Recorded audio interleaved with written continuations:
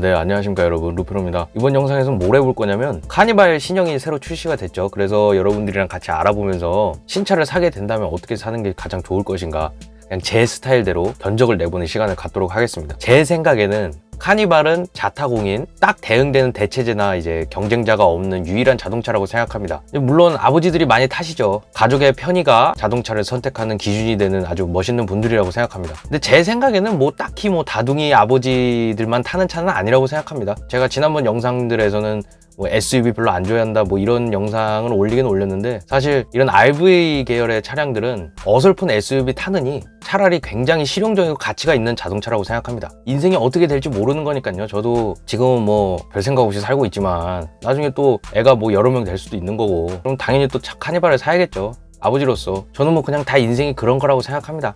다 그러면서 사는 거죠. 자, 그럼 바로 시작하겠습니다. 이 영상 한번 보시면 뭐 당연히 뭐 이런 광고 동영상들은 멋있게 만들죠. 익스테리어 디자인 멋있게 나왔습니다. 제가 뭐 전문 디자이너도 아니고 딱히 드릴 말씀은 없고요. 그냥 멋있다는 말밖에 드릴 말씀은 없습니다. 솔직히 인정할 건 인정해야 된다고 생각합니다. 요즘에 국산 자동차들 디자인 엄청나게 잘 나와요. 내부 인테리어도 그렇고 외부 익스테리어도 그렇고 어디 가서도 꿀릴 디자인이라고 생각하지는 않습니다. 사실 뭐 디자인 같은 경우는 여러분들께서도 다 인터넷을 통해서 검색을 해보시고 찾아보셨을 테니까 그냥 바로 가격표 넘어가겠습니다. 커넥팅 허브, 카니발이라고 나와있고, 뭐 외장 컬러나 내장 컬러 같은 경우는 뭐 지극히 개인적인 취향인 부분이니까 이런 거는 그냥 마음에 드시는 거 고르시면 될 것 같습니다. 스노우 화이트 펄, 오로라 블랙 펄, 판테라 메탈, 아스트라 블루, 플레어 레드, 실키 실버 이렇게 있는데 저라면 오로라 블랙 펄 고르겠습니다. 저는 개인적으로 검은색 좋아합니다. 물론 내장 컬러도 검은색 나쁘지 않다고 생각합니다. 때가 잘 안 타니까요. 엄밀히 말하면 때가 안 타는 게 아니라 때가 탄 게 티가 안 나는 거지만, 내장 컬러는 새들 브라운, 코튼 베이지, 미스티 그레이 이렇게 있습니다. 차량 등급이나 뭐 인승에 따라서 선택이 안 되는 컬러도 있으니까 이런 거는 이제 잘 보셔서 선택하시면 될 것 같고요. 타이어, 휠 이렇게 있는데 235에 60R 18 타이어, 그리고 235에 55R 19 타이어 이렇게 있습니다.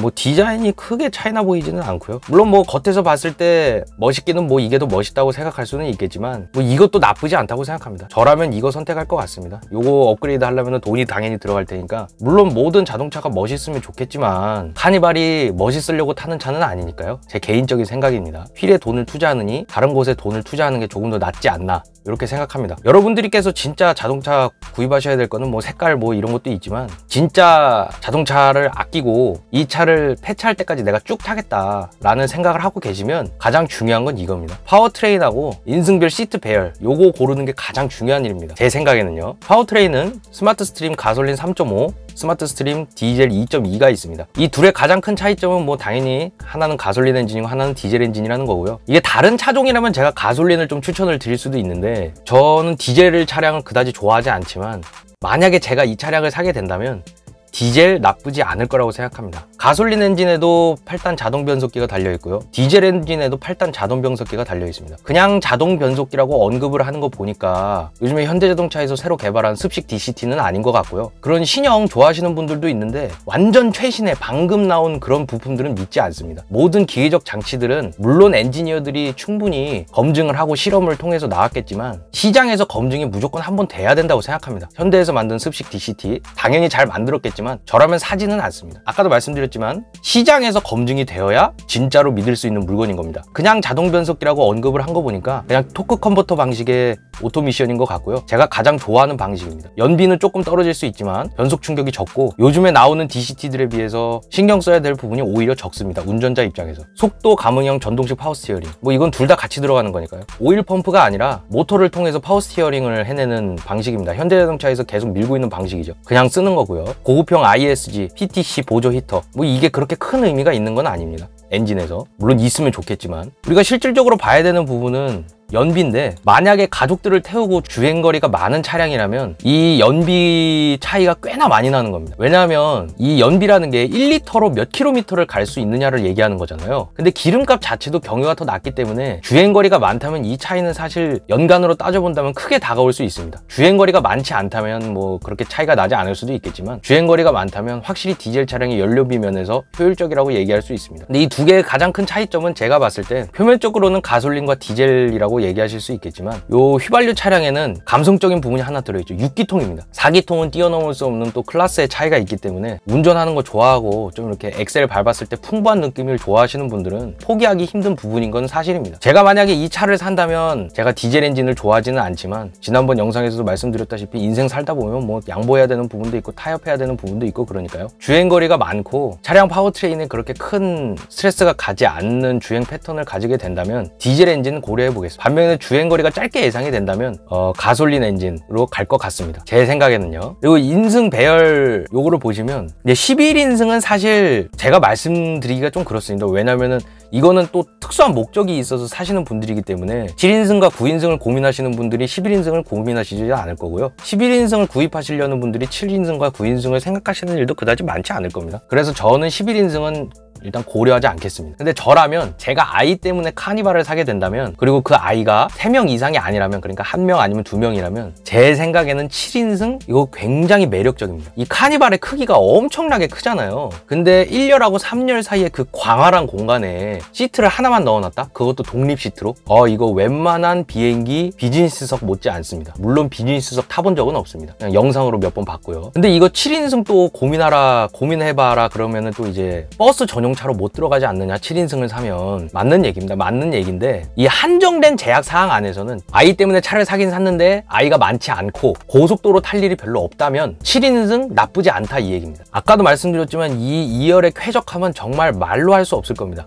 비단 애를 태울 뿐만 아니라 부모님 모실 때도 7인승 정도면 뭐 충분할 거라고 생각하고 물론 양가 부모님을 함께 모실 수는 없겠지만 애가 있을 경우에 팰리세이드가 맨 처음에 나왔을 때 이 2열 독립 시트로 엄청나게 많이 팔리기도 팔렸는데 편해서 둘 다 타본 적은 없지만 제가 봤을 때 카니발 7인승 2열에 잽도 안 될 겁니다. 장단점을 다 말씀을 드리자면 7인승은 인원이 적게 탈 수밖에 없지만 그 인원이 매우 쾌적하게 탑승을 할 수 있다는 게 장점이고요. 9인승은 그렇게 쾌적하지는 않지만 그래도 9명이 탈 수 있고 버스 전용 차로에 들어갈 수 있다는 게 큰 장점입니다. 카니발 11인승은 최고 속도가 110km로 제한됩니다. 이거는 뭐 다들 필요 용도에 맞춰서 잘 생각해 보시길 바랍니다. 아까도 말씀드렸지만 저라면 7인승 시트 생각해 볼 것 같습니다. 정말 매력적입니다. 7인승. 그 다음에 뭐 여기 전트림 기본 적용이라고 강조를 해놨는데 드라이브 와이즈, 정방 추돌 방지 보조, 차로 이탈 방지 보조, 운전자 주의 경고, 하이빔 보조, 스마트 크루즈 컨트롤, 차로 유지 보조 이것들이 다 기본으로 탑재가 된다는 것 같아요. 근데 이게 보면 생각 외로 알짜배기입니다. 그렇게 얄밉게 옵션을 해놓지 않았습니다. 옛날 같았으면 진짜 얌시롭게 이런 옵션 하나하나 다들 여기에 하나하나씩 낑가 넣었을 텐데 그러질 않았습니다. 이런 거 다 기본으로 제공을 해준다고 하고요. 이런 것들이 다 기본으로 들어있기 때문에 제 생각에는 카니발 깡통? 나쁘지 않습니다. 깡통으로 타도 충분하다고 생각합니다. 그리고 이런 디지털 방식의 이런 뭐 안전 이런 사양들이 있잖아요. 이런 것들 뭐 달아주면 고맙지만 뭐 저는 그렇게 믿지는 않습니다. 정말 위급 상황에는 뭐 추돌 직전에 속도를 조금 줄여준다던가 제가 너무 힘들고 막 엑셀 밟을 힘도 없고 브레이크 밟을 힘도 없을 경우에는 뭐 스마트 크루즈 컨트롤이 조금 도움이 될 수는 있겠습니다만 저는 기본적으로 이런 디지털 장비들 믿지 않습니다. 진짜 사고 나라고 있는 상황들이 있잖아요. 그냥 정말 예기치 못한 상황들. 그런 상황에서 약간의 도움이 될 수는 있겠지만 이게 그걸 막아준다거나 죽을 걸 살려준다거나 그러지는 않는다고 생각합니다. 물론 있으면 좋고요, 당연히. 뭐 안전에 관한 전트림 기본 적용 요것도 괜찮습니다. 다 기본 적용이 된다고 합니다. 주차 거리 경고, 뭐 개별 타이어 공기압 경보 시스템, 타이어 임시 수리 장치 소화기, 뭐 전자석 시트벨트 리마인더 옵션을 한번 볼 텐데 프레스티지가 가장 낮은 등급인 것 같습니다. 가격대가. 아까 제가 말씀드린 7인승은 이제 프레스티지 등급에서는 이제 선택을 할 수가 없게 돼 있고요. 노블레스부터 선택할 수 있게 돼 있습니다. 노블레스에서 선택하더라도 가격이 훨씬 세죠. 기본 200에서 300 정도는 더 지불을 해야 되는 것 같습니다. 일단 깡통이라고 했으니까 일단 9인승 기준으로 한번 보겠습니다. 사실 휠보다는 진짜 중요한 게 타이어입니다. 구지어 타이어, 무슨 구지어 타이어를 끼워놨는지 얘기를 해줬으면 좀 더 좋았을 텐데 뭐 일단은 그렇고요. 기본으로 LED 헤드램프라는 겁니다. 그냥 기본 헤드램프도 뭐 나쁘지 않다고 생각하는데 뭐 LED 달아주면 좋고요. 전동 접이, 전동 조절 이거 편하죠. 이거는 뭐 기본으로 넣어줘서 고마운 거고요. 뭐 나머지는 뭐 그렇게 신경 쓰지 않습니다. 슈퍼비전 클러스터, 가죽 스티어링 휠, 가죽 변속기 노브, 슬라이딩 선바이저. 전 이거 별로 안 좋아합니다. 요즘에 현대자동차하고 기아자동차에서 신차 내놓을 때 이 다이얼 노브 방식이랑 이거 버튼식으로 기어 변속기를 내놓는데 자동차가 출발할 때는 당연히 파킹해서 뒤로 당긴 다음에 출발하는 게 맞다고 생각을 하고요. 그게 가장 안전하고 가장 직관적으로 운전자가 현재 기어 상태를 알 수 있는 방법이라고 생각합니다. 뭐 시트는 인조가죽 시트, 인조가죽 요즘에 뭐 인조가죽 만드는 기술도 좋아졌으니까 뭐 인조가죽 나쁘지 않다고 생각합니다. 버튼 시동 스마트키 시스템. 이 버튼 시동이 굉장히 목숨 거시는 분들이 많은데 전 버튼 시동도 뭐 그다지 좋아하지 않습니다. 뭐 있으면 있는 거지 버튼 시동이 아니면 되게 막 구형 자동차인 줄 아시는 분들도 많은데 그렇지 않습니다. 전자식 파킹 브레이크, 기본으로 후방 모니터를 달아주네요. 이건 괜찮습니다. 뭐 카니발이 뭐 이게 없으면 아예 뭐 주차를 못할 정도로 크고 막 그런 자동차는 아닌데 그렇게 운전에 크게 익숙하시지 않은 분들은 뭐 후방 모니터 기본으로 달려면 뭐 땡큐죠 당연히. 후방 모니터 정도는 있는 게 좋다고 생각합니다. 저도 요 부분이 살짝 아쉽습니다. 이제 운전석 세이프티 파워 윈도우, 동승석 2열 파워 윈도우 이렇게 돼 있는데 카니발은 물론 아닌 분들도 많고 그렇게만 타는 자동차도 아닙니다만 대부분의 소비자가 이제 애들을 많이 태우잖아요. 애기들을 많이 태우는데 2열에도 요 세이프티 파워 윈도우 달아주는 게 맞습니다. 이거 사실 얼마 안 할 거 아닙니까? 사실 뭐 모터 조금 바꾸면 될 텐데 가격을 뭐 몇만 원 살짝 올리더라도 동승석이나 2열도 이 세이프티 파워 윈도우를 해주는 게 맞다고 생각합니다. 요거는 진짜 사실 굉장히 아쉬운 부분이요. 뭐 그냥 일반 세단이나 뭐 그런 거면은 뭐 그래 뭐 그럴 수도 있지 뭐 그러고서 눈 감아줄 수도 있는데 이 카니발 계열의 RV는 아이들이 탈 확률이 높은 자동차에서는 이러면 안 된다고 생각합니다. 뭐 에어컨 필터, 뭐 고성능 뭐 이런 건 전혀 믿지 않습니다. 그게 뭐 다 걸러지겠습니까? 에어컨 필터로. 뭐 드라이브 와이즈, 후측방 추돌 방지 보조, 후방 교차 추돌 방지 보조, 후속 승계 말림, 안전 하차 경고. 이런 건 뭐 그게 그렇게 크게 의미 없습니다. 그냥 후방 모니터하고 양쪽 사이드 미러 그리고 백밀러 이렇게 잘 보면서 잘 천천히 후진하면 됩니다. 저는 뭐 이런 거 믿지 않습니다. 오로지 제 눈과 귀만 믿습니다. 운전할 때는. 이 후속 승계 말림도 이게 뭐냐면 뒷자리에 애기가 타 있는데 까먹고 그냥 내리시는 분들이 있대요. 자기 애가 타 있는데 그거를 이제 시동 끄고 내릴 때 이제 그걸 알림을 해준다는 건데 애를 데리고 다니면 정신을 바짝 차리고 댕겨야지. 글쎄요 잘 모르겠습니다. 이게 왜 필요한지도 잘 모르겠고요. 내 아이를 위해서 후속 승객 알림 때문에 이 드라이브 와이즈를 60만 원을 더 주고 선택을 하느니 그냥 그 돈으로 애 보약 먹이는 게 더 낫다고 생각합니다. 내 아이를 위해서는요. 듀얼 썬루프는 프레스티지 등급에서는 선택할 수가 없게 돼 있네요. 뭐 저는 썬루프 안 좋아합니다. 제가 이제 주로 운전하는 아버지 자동차도 썬루프가 있는데 1년에 2번 엽니다.